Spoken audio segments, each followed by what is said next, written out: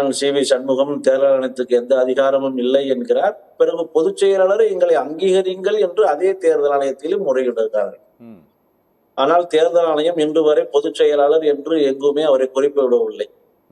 தற்காலிகமாக இவர்கள் தேர்வு செய்யப்பட்டு அனுப்பியதை வாங்கி பதிந்து வைத்திருக்கிறார்கள். ஒருங்கிணைப்பாளர் இணை ஒருங்கிணைப்பாளரையும் நீக்கவில்லை, பொதுச் செயலாளரையும் அங்கீகரிக்கவில்லை என்கிற நிலையில் அப்படியே இருக்கிறது.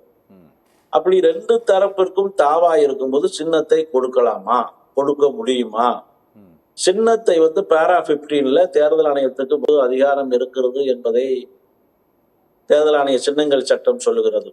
அதன் அடிப்படையில் தான் இந்த வழக்கு விசாரிக்கப்பட வேண்டும் என்று உயர்நீதிமன்றம் கருதி இருக்கிறது. அதன் அடிப்படையில் தான் இப்பொழுது தேர்தல் ஆணையம் விசாரிக்கிறது.